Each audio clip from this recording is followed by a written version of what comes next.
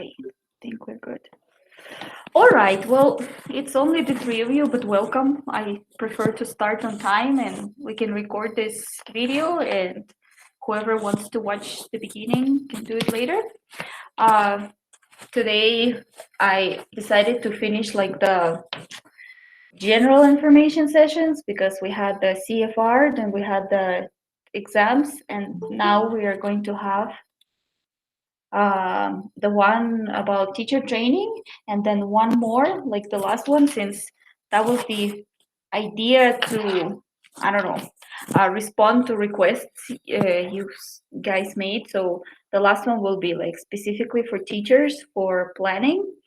And I think like even though many of you have general, well, a lot of practice in planning and everything, but what I wanted to show you in like the last webinar is um, how the formats differ in let's say in the universities or in schools or in international environment, for example, and how you as a teacher can, I don't know, like do it easier for yourself, make it easier for yourself, you know what I mean? Because a lot of time formats depend on specific place, or for example, something I was explaining recently, that competencies, for example, they are not like international required, and they belong specifically to Guatemala or to Latin America. So in that case, planning is different if you are not teaching inside of Guatemala, right? For example, well, that would be the last webinar, right? And for today, the idea is to discuss a little bit of the options that I have investigated and some options that I have taken or I would like to take myself for teacher training. So let's join the Nearpod as we have done before. Yes, I will send you the link in chat so you can join through this link. Or let me put you the second one.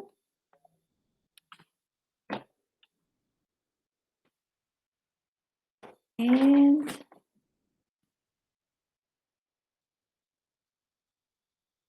class code.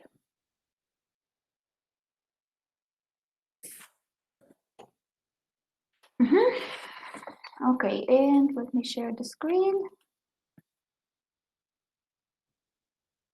My humor.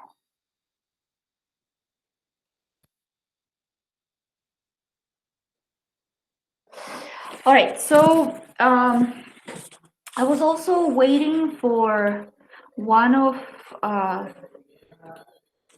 my co-workers, let's say, to join this webinar because I wanted him to present a little bit of information about his experience.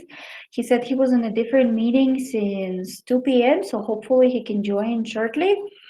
If not, I will still show you the general information about him and why I wanted him to speak, right? But for now, what you're seeing on the screen, yes, in Nearpod, if you have entered, let me send the link again to the people who have just joined. Okay, so again, try the first link. It will have to take you in Nearpod. If you're in your laptop or something, shouldn't be a problem. Yes, or you can try the second one or copy and paste it in your browser and put the class code. And this way you will be seeing for now something like this, right? If you cannot join for some reason, yes, you can stay here with me on this screen, but preferably we play in Nearpod because this is the interactive in the interactive way to see things, right? Shortly before the webinar, I sent a link to this group to my own blog, and I said there's some personal and professional information. So it's this one. You can find it easily. It's Russian, since I'm Russian and Guatemalan. Yes. Some things are in Spanish, comunicación como destreza crucial. Some things are in English. Yes. For example, this one, the one that I sent you, is teaching English these days. Because in last webinar, yes, when I gave you time for questions, there was a question about recommendations for teaching right now. So I added here some categories of things that I have used online and offline, or I have sent as tutorials, for example, or as activities to my students, not necessarily during the online lesson. Honestly, that's a very small part of what can be done. I divided this information in categories. So I have video tutorials, then I have a category of polls and collaborative word clouds. Then I have the the connection, the last one, well, this one, yes, category 3, formative and summative assessments. And I only added some of them. And this one, the last one, is specifically for Nearpod, category 4, special category. A lot of information about Nearpod. And my question is, what other categories do you use in your class, and how? What are the things I should write about? Yes, so in general, that's like a question for you. Yes, if you want to share something with me or ask something or comment somewhere, that would be great. For example, here I'm missing for formative and summative assessment something called peer deck. However, it's very difficult to apply right now online because it requires collaboration of people sitting next to each other, as well as in Quizlet flashcards. But when you play Quizlet Live, it also requires collaboration of uh, students sitting next to each other. So I didn't include that one, right? Okay, so now if we go back to the Nearpod situation, right, and what you see here is what I asked you about in the link of Google Forms. So in Google Forms, I asked you what knowledge or what categories of knowledge were important for a teacher. Yes. And these were the categories. So, for example, it was a knowledge of grammar terms and the ways to explain them, writing skills, good accent, knowledge of slang and colloquial expressions, how to teach receptive productive skills, writing clear plans for each class, curriculum design knowledge, technological skills, teaching methodology, creating your own didactic materials, knowledge of language approaches and cognitive terminology, and other. Yes. And I'm showing you one of the answers where a person responded all of them. Yes, that person didn't choose separate items and actually clicked yes on every single one. And to be honest, I agree with this person. And I think that successful teacher, let me a successful teacher should have a knowledge of all of these categories. Yes. So if we say good accent, and like we don't have perfect accent, none of us has as speakers of second language, but we can still improve on it. Yes. If we talk about technological skills, like we have to do it mandatory right now. Yes, but in general, we have to improve and improve and improve. Yes. So I would say that I gave you this question for Google Forms in order to have my statistics.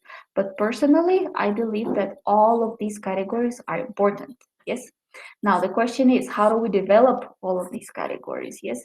So if we talk about education in general, yeah, well, unfortunately, we don't have a guest for a moment.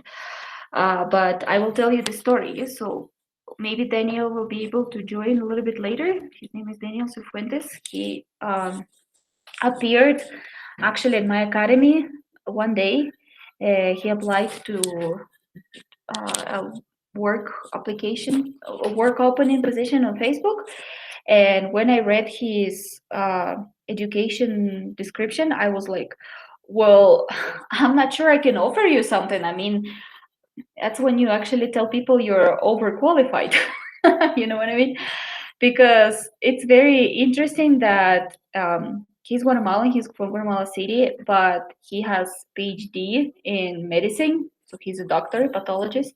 He studied in Europe, and um, he said that when he was in Europe studying, he started like tutoring people who were there, and he said I tutor some Russian people in English and in German because he speaks Spanish, English, German, And he was like, well, I actually liked it a lot. And after I finished that, I also wanted to teach. So believe it or not, he has master's in TESOL teaching from Arizona State University.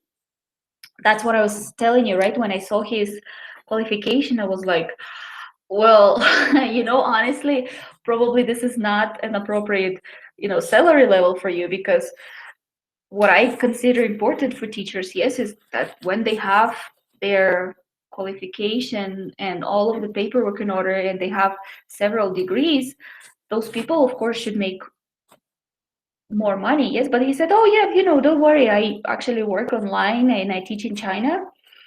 And well, I have my own project, so I can help you. And actually, we started collaborating on teacher training.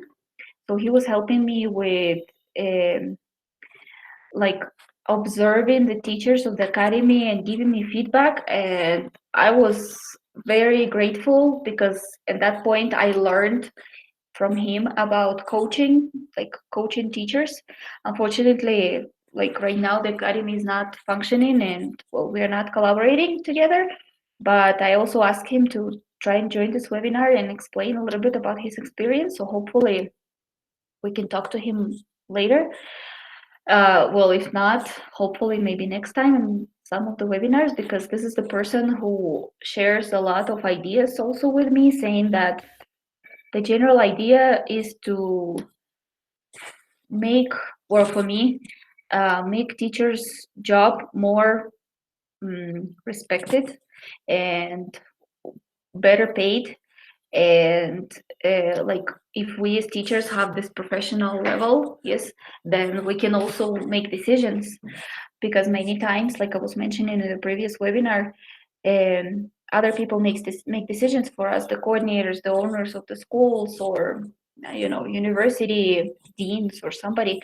But that does not necessarily mean that those people can evaluate our professional skills or our knowledge, because teaching English is not the same as teaching something else. Yes, because we have general pedagogical knowledge, but there's also a deep knowledge of teaching a second language or a foreign language. Yes.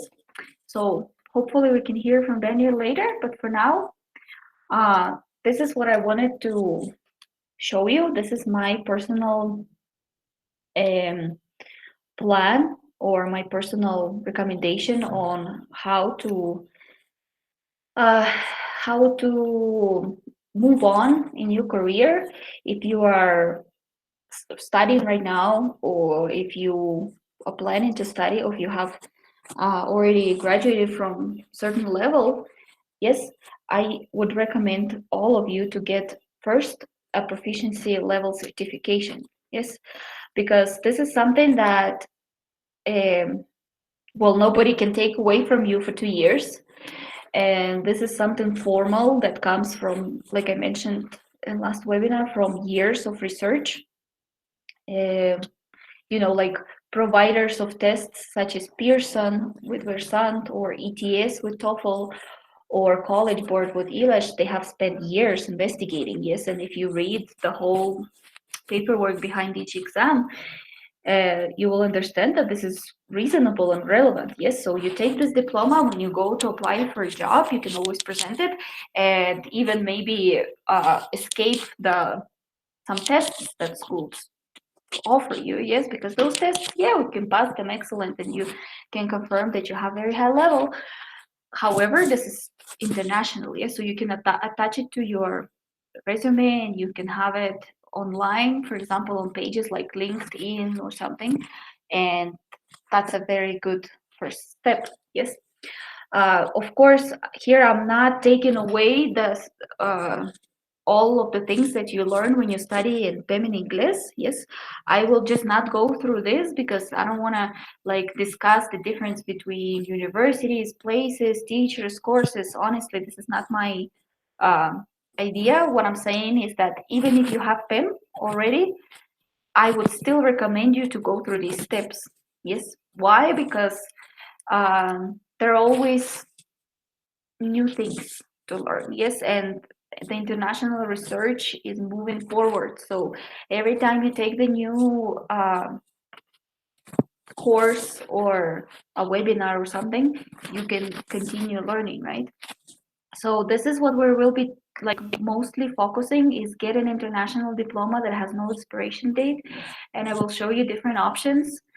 And the same thing, I will just send you the links together with your diploma so you can investigate by yourself. I'm not selling any of them. Yes, I will show you the one that I took and the ones that are different from different providers. Yes, but my idea is this. Imagine if you have formal pedagogical education, plus you have level exam certification, plus you have international diploma like this, right? Like certificate. I'm not talking about masters in TESOL. That's a different situation, of course. I'm not asking you to do that. If you can, that would be great, right? But I'm talking about the certifications that uh, are accepted worldwide, not necessarily in Guatemala, right? Keep studying pedagogy. Well, personally, that was my experience in my master's degree. I'm currently in the second year of Maestría en Docencia Universitaria of San Carlos, and it was difficult decision for me to like actually go and study because everything is in Spanish. Of course, it's my third language. I have to read a lot in Spanish and I have to write a lot in Spanish, and some things are different for me, of course, because we had, for example, a history of education in Guatemala. Imagine that I had to read the 800 pages book because that was something new for me. But if I tell you my experience in pedagogy, I can tell you that there's a lot you can learn from general like methodology, pedagogical approaches and everything that are not related to language teaching, but still can make you a better teacher. Yes, so if you after PEM, after your next step, you can continue studying pedagogical career. Yes, at different situations on different universities, I really recommend that, right? And like we say, take part online in online and offline conferences of adequate level.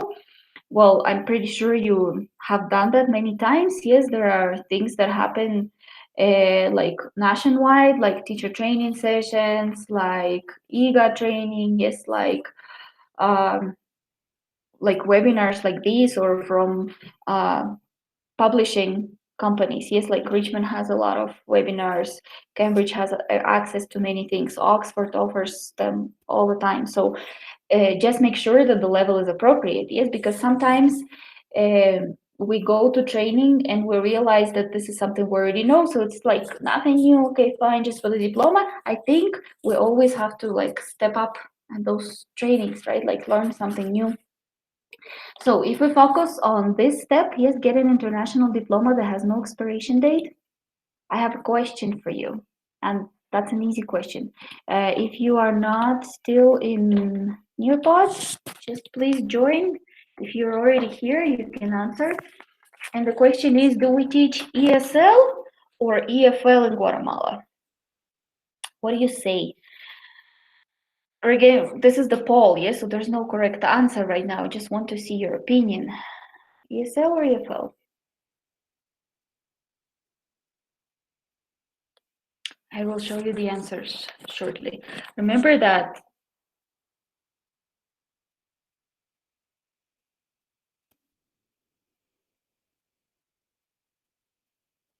Huh? I'll wait for you to answer. If we talk about the abbreviations, yes, English is a second language or English is a foreign language. What do you say?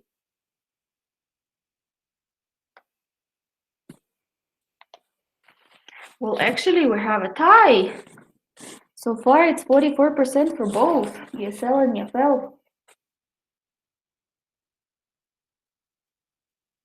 All right, I'll show you. So these are your answers so far, yes? So half and a half, yes? People say English is a second language, English is a foreign language. Okay, this is my opinion. In a huge, well, no, in all of Guatemala, it's English is a foreign language, okay? Why? Because there's no English speaking environment, and English classes are usually combined with Spanish classes. Yes, like for example, even in the bilingual schools, we have sometimes half day in English, half day in Spanish. But since there's still two blocks, yes, in this case English and Spanish, that means that this is foreign language, because the first language and the dominant language and everything that is done is in Spanish.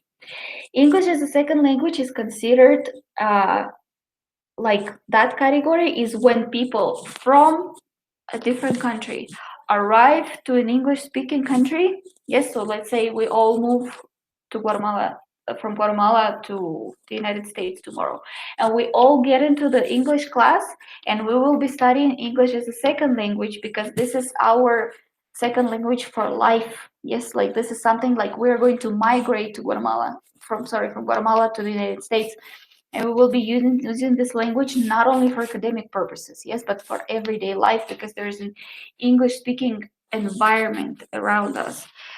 We can argue, maybe, if you say like, what about the bilingual schools, or what about schools like Inter-American School in Shela or in Guatemala?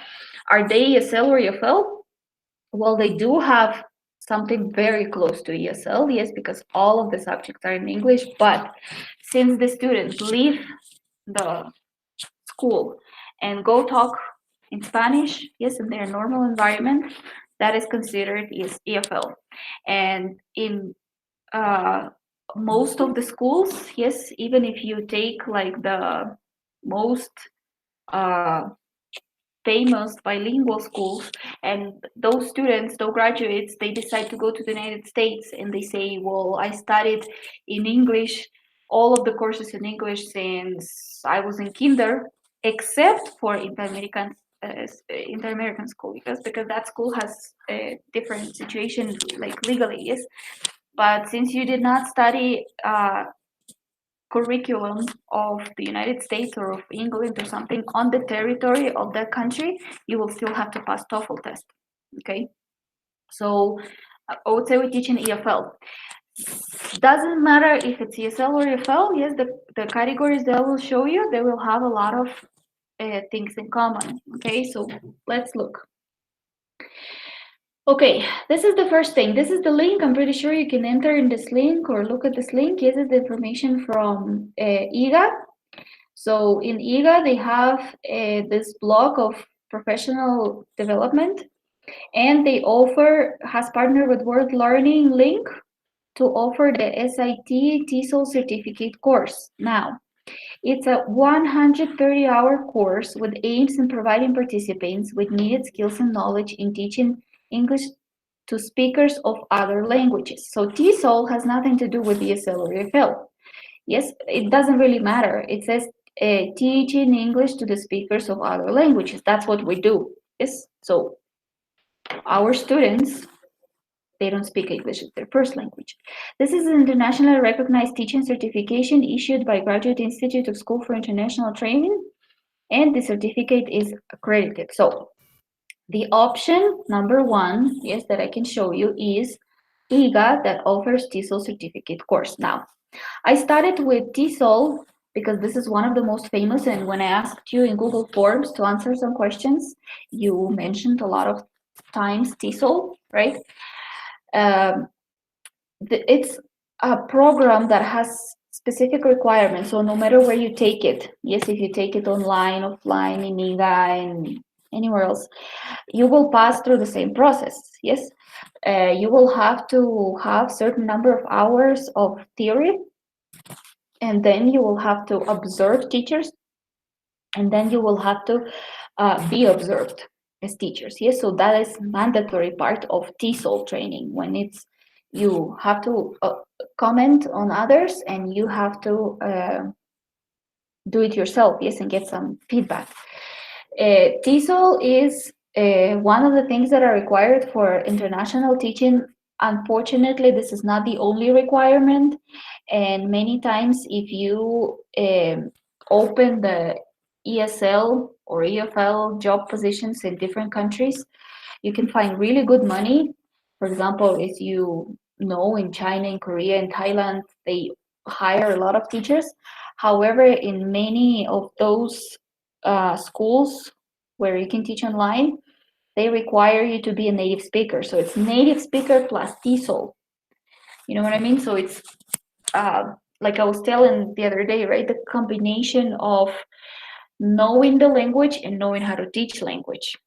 Now, we're not talking right now, tomorrow I want you to go and search for a job outside. That's not idea. Yes, like the idea is to work where we are. However, the idea is to have the highest level possible so you can show in your community, in your school, and to other teachers or to coordinators that you also have an international certification level, yes? And for example, planning format of TESOL course will have nothing to do with planning format of CNB de Guatemala. You know what I mean? Because CNB de Guatemala is something local, is something that, well, country adopted in, with all of the, all of the plan from outside, has it here, trains people to do this, but it has nothing to do with international standards of English teaching. Yes, probably something that you have learned in Femin English. Maybe you planned strictly by CNB plan, maybe not, and you will see that TESOL plan is very different. However, this course you have to attend it in person. I'm not sure if, well, considering situation of health problems and everything, right, in the world, IGA will go online, but so far this is an presential course where you have to stay, and the cost of this specific course is $2,000. That's why I do not recommend it, not because I don't like IGA, but because of the price. Yes, that's extremely expensive. You spend almost 2 months there. You basically have to quit your job or study during your vacations. And yes, you will get the international teacher certificate, but that's a lot of money and a lot of time that you have to do only one thing. Yes, that's why let's move on. This is the second one. Oh, sorry, it doesn't look good. I will show you from my computer. ¿Podrían cambiarse? Can you please? Sorry, I started to speak to you to my students. Look at the screen in Google Meet. Yes, so I can show you the screen from Coursera. Coursera is a webpage for many things that you can learn. Yes, you can find here groups of data science, business, computer science, health, social science, whatever you want. I honestly highly recommend you Coursera.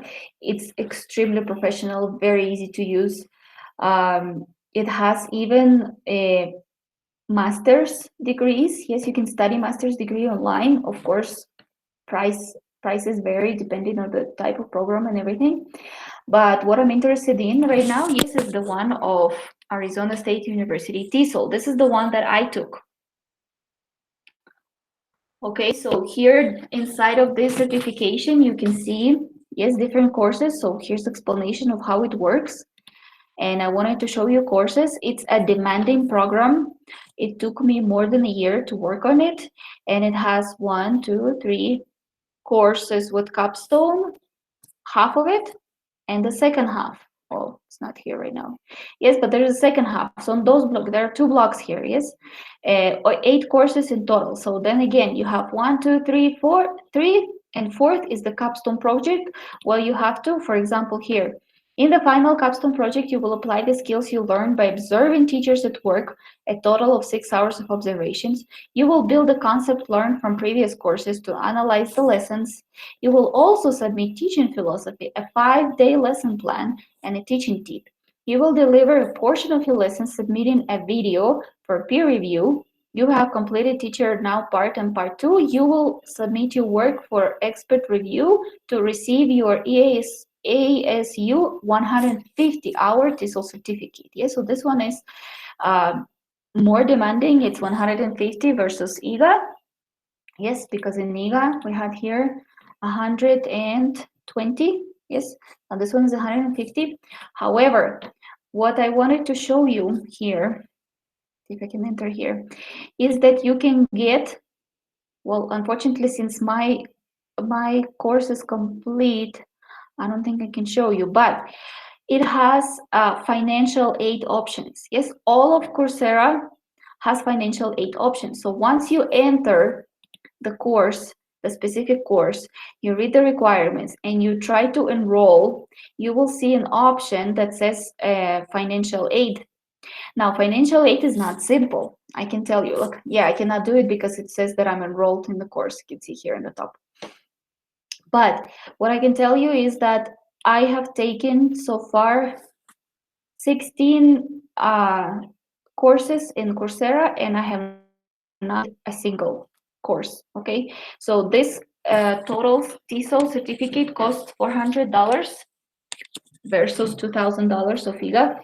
And even like this, it's expensive. Yes, each course is $50. However, you can get financial aid and move on from course to course. However, you have to write this financial aid application for every single course. So there are 8 of them.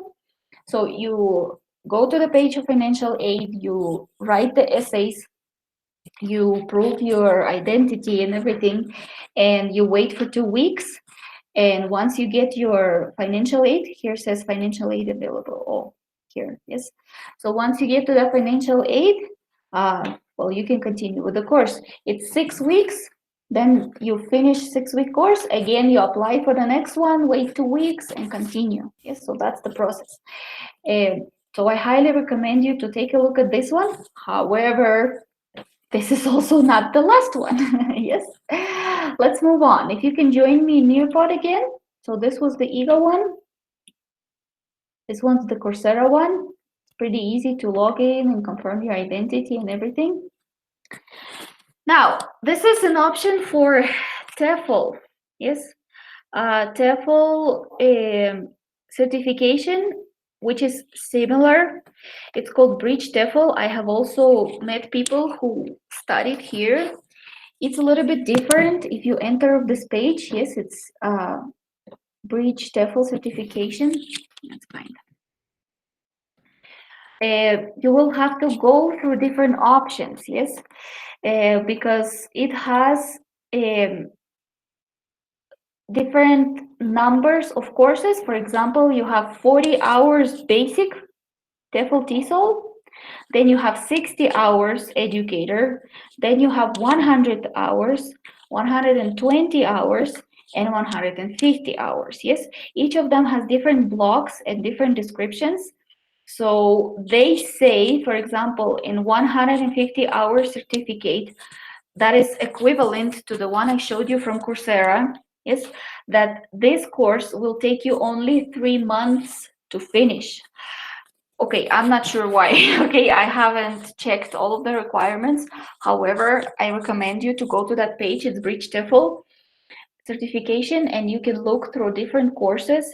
You can compare prices. You can compare content. You can see which one goes better with your personal goals.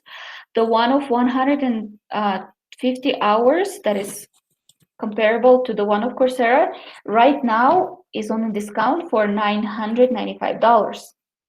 The one of 120 hours, which is equivalent to EGA certificate, right now is on a discount for $391.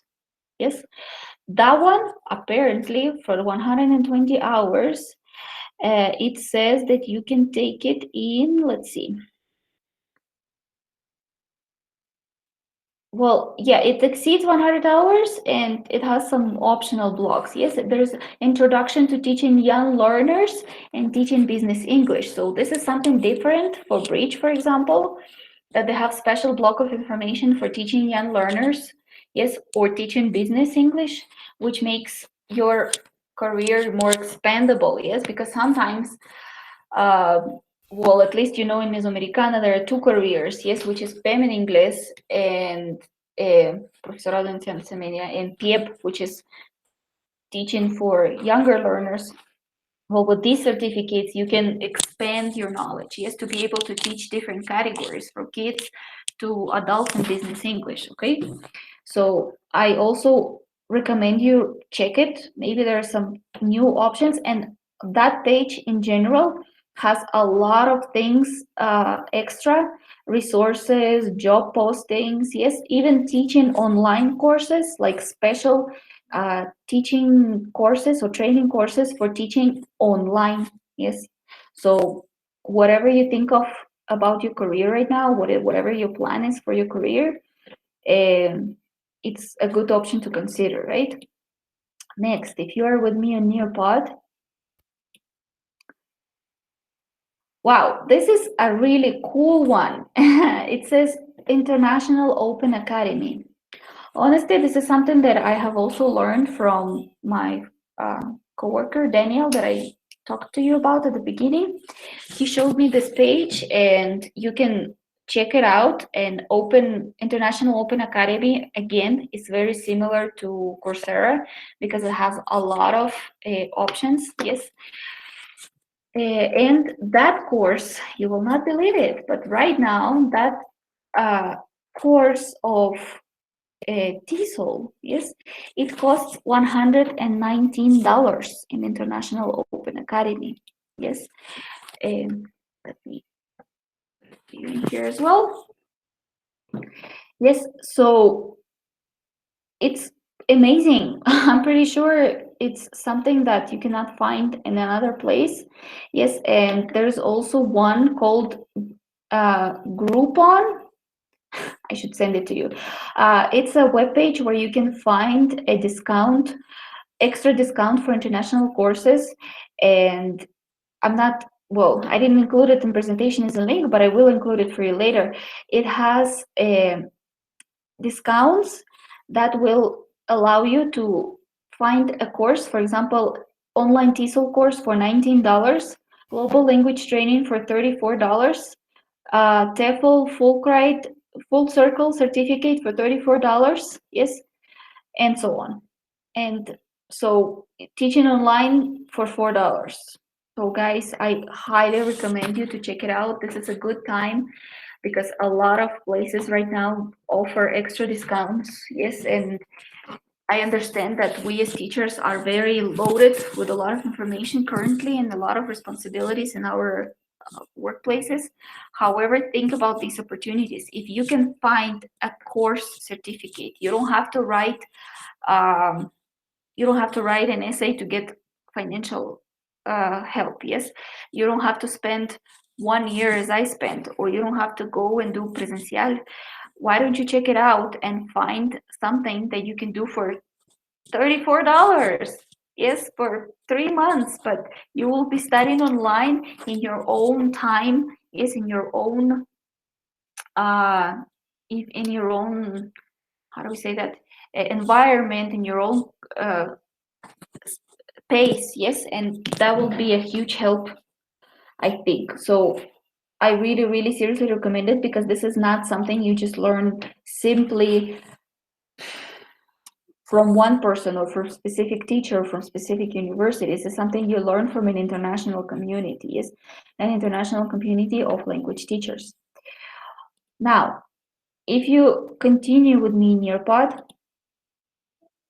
I'm gonna show you the last category, and this is pretty much going to be the last option that I'm talking about, and this is the option that I have been considering recently to take myself, and hopefully this is what I will be able to do next year because my idea is to have testing center here in Quetzaltenango where people who want to get their certificate as ELAS, TOEFL, all of the exams that I presented, most of the exams that I presented, and teachers who want to take certification exams will be able to do it. So I promise I will be the one next to you taking that exam, hopefully. And this is the option of taking an exam from Cambridge Assessment English. And I want to explain this to you. This is a difference between TESOL program and teaching assessment certificate. Now, what is the difference? For TESOL, for TEFL, or something, you have to study mandatory. Yes, you have to study on the platform or in the classroom, and you have to follow the lessons. Yes, doing the homework and following the study plan for certain time, which is like 1 month, 3 months, 1 year, or whatever the program is designed for. And in the end, when you pass all of your assignments, all of your assignments are approved, you will get a diploma. However, Cambridge offers something that is only the exam. You don't have to go to any classes. You don't have to spend any time or money for preparation if you don't want to. You can go to Cambridge, you can find all of the information that they provide as booklet for general information, as what's the other thing, list of terms, list of topics and everything, and you can only take the exam. You register for the exam as if for any language exam, but this is teacher assessment exam. You register for that exam, you come on the day of the exam, you pay for it. Of course, it's not for free. Definitely there's no option of doing it for $19 or for free.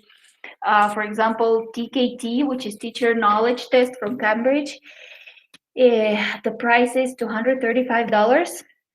However, like I said, you eliminate all of the studying part, mandatory part. Yes, where you have to like be part of the group or be part of the course. You can do it by yourself.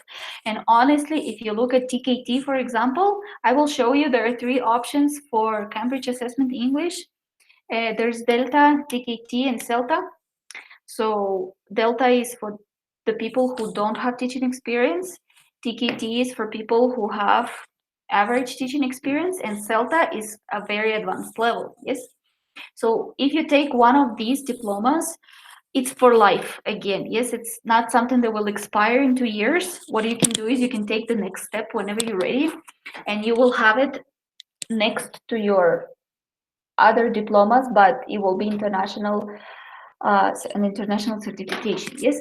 So if we look at Cambridge Assessment English, yes, there's information about the 3 tests. I will shortly show it for you. Somehow this page is always in Spanish. I don't know why. I tried to change it in English, but well, I guess it doesn't matter. So there's Delta. Yes, and it says Delta is like the first basically stage has module 1, yes, exam, and then module 2, trabajo de clase, and module 3 is trabajo escrito. So Delta está para profesores con al menos 1 año de experiencia. Es adecuado para profesores que trabajen en cualquier contexto con alumnos de diferentes edades, ya sean alumnos de primaria, jóvenes o adultos. Tienes la oportunidad de centrarte en un campo de especialización, y ustedes después en el link pueden ver las diferencias, ¿verdad? O qué es lo que ofrece cada uno de los exámenes. Ese es Delta. Now, there's another one. Yes, after Delta, then we have, let me find it. What did I do? TKT. You have teacher knowledge. Yes, TKT Cambridge. So they offer you again like how to do it and where to do it. So it says por qué elegir TKT. Yes, and it says that TKT resulta ideal si usted ya está enseñando, pero le gustaría lograr un certificado aceptado a escala internacional para obtener un reconocimiento oficial de su experiencia. Si usted quiere mejorar sus oportunidades profesionales ampliando su experiencia docente a áreas de especialización, y si quiere mantener actualizados sus habilidades como maestro. Si ustedes investigan un poco más, TKT has the module for CLIL. Now, CLIL, what is that? It's a topic of a different webinar, but CLIL is Content Language Integrated Learning. So whoever works in a bilingual school, yes, the school that doesn't only have 1 English course, but has reading or literature or math or social studies or science in English, means you are teaching content language integrated learning courses. Now, those courses are not the same as courses that people teach in other schools or in university, what I teach right now in Mesoamericana. Those are pure EFL, yes, where people come and only learn language. However, in clear courses, they learn content and language. So in TKT, you can choose, yes, options, like you can find options of different blocks of knowledge, yes, and in those blocks of knowledge, you can choose a course of CLIL. Again, if you want to get prepared by somebody, you can search somebody who has an experience for CLIL, yes, or you can do it by yourself. If you are self educatable, if I can say that, person, yes, and you can do it by yourself using free online resources, there's no problem. You just take the test and you get your diploma. Yes, and then finally, Cambridge Assessment offers CELTA. I think I would go for TKT first myself because I like the categories that it offers. Now, CELTA is slightly more complex. Yes, so it says CELTA es uno de los exámenes más presentados en su categoría, es muy respetado y proporciona las habilidades que usted necesita para enseñar inglés. Este popular certificado docente le da oportunidad de residir y trabajar en el extranjero para desarrollar una carrera docente altamente provechosa. So, since this is a certificate that you can use even to teach in a different country, yes, that means you, well, it will be more demanding. So, the categories of this exam are different and harder. And trust me, I have checked the content and I know the pensum of PEM in English of Meso, at least. And Meso does not teach all of the information that enters in TKT and in CELTA. All right. So those two exams will bring you up, a little bit up. Well, that's the general information, guys. So, like I said at the beginning, let me go back here to Nearpod. I think Daniel will join us in a moment so we can actually talk to him for the next 10 minutes, hopefully. The thing is that that's what I showed you at the beginning, right? What I consider as a good path to teacher training myself as for myself, yes, is what I can tell you about myself. I have proficiency certification and I have TESOL, but I'm seriously considering taking one of the Cambridge exams. I am studying master's in education, and of course I take part in a lot of online conferences and offline conferences whenever I can. Yes, so that is my invitation for all of you to consider where you are right now and what career path you visualize for yourself.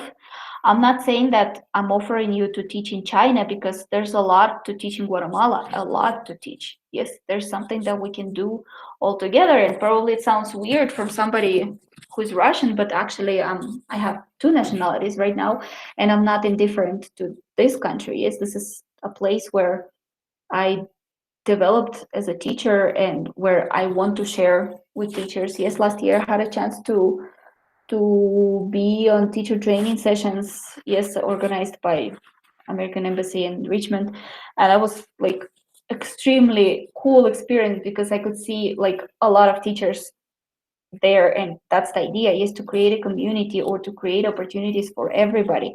So if I'm sharing this information from you with you, I'm not gonna say, oh, you're gonna take my place. I think there's place for everybody because honestly this country has a lot of necessities, yes, for English teachers of high categories and people who keep improving and keep pushing, yes, keep pushing their schools, keep pushing their coordinators, keep pushing their students to higher levels. Yes, so in general, that would be like a better place, yes, for everybody, or better job opportunity. So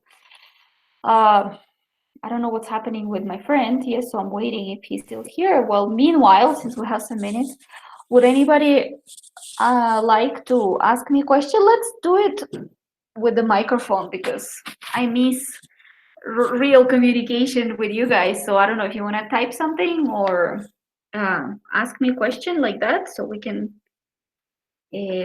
discuss something. That would be great.